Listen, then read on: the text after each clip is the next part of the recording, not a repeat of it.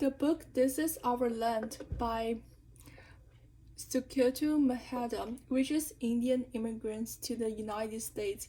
He points out the issues of the fear towards immigration and inappropriate policies for the immigrants. He says that apparently so many social and economic issues seem to be caused by the immigrants. However, the fact is, those are not caused by the immigrants per se, they're caused by the fears towards immigration and the dislikes to the immigrants on the Western culture. To understand why immigrants are a huge part of our life and why so many people are leaving their hometown and moving into another country, we need to look at two factors that the author points out: the climate change and global inequality. As the climate changes significantly throughout the last couple of decades, a lot of land are become less suitable for farming and a lot of use. So people who rely on their old land can no longer live there because they don't have enough income or they cannot supply their normal lives. So they can only move to another country and seek for other employment opportunities so they can feed themselves and their families. Also, global inequalities and wars are another factor that cause people to immigrants. As wars and global inequality takes place in several parts of the world, people are moving to the West because they want to escape from their original and maybe oppression culture, and they want to seek for new life in a new continent. They wish they can enjoy equality, which is advertised by the Western world, and they can just escape the wars that is taking place at their hometown, and so they can protect themselves and seek for happiness for themselves and their families and future generations. So the reasons why they move to another country is all for good. They are moving to another country because they hope for better and happier life. And also, but the issue is the society is looking at the immigrants as it is a negative part of the society, which means they may take over the employment opportunities, they may cause the crime rate to come up, they may have any illegal activities going on with the immigrations. So the people start to fear the immigrants. They think the immigrants coming into their country is gonna destruct their countries. It's gonna be bad for the national security. It's gonna cause the crime rate to come up in their community, or they're gonna lose their jobs. But however, this book says those issues are not caused by the immigrants, rather it's caused by people's fear towards the immigrants. Immigrants are not taking over their jobs, rather they are creating a lot of benefits, because immigrants are coming to a country for their own good, and thus it's gonna enable the countries and community to flourish because they're hardworking and they are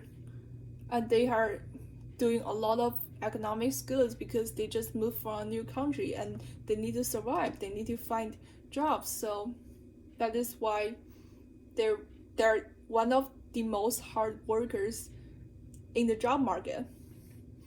Also, the immigrants can add cultural variety to the communities, because when each group of immigrants move into a nation, they're actually bringing their home cultures into these nations. So these nations can adopt or maybe learn from a lot of different cultures and just make their own culture look better. And the introduction of different cultures may also bring many business opportunities. For example, because Asians such as Chinese and Korean move into the New York City, there are a lot of Chinese and Korean restaurants around the New York City. So that just makes people have more opportunity to taste food from a lot of different countries and cultures, and that also gives people opportunity to work at a restaurant, or they can own a restaurant or run a business if they think that is their career. So actually the coming of immigrants not is not prohibiting the economic growth, rather it's just causing the economic growth. However, if the government's doing a lot of is setting up a lot of policies that just sending the immigrants away as well as their children, it's gonna do bad to the economics, because a lot of business is not gonna be running without those employers, without those employees and employers, and you're just taking out the labors from this nation.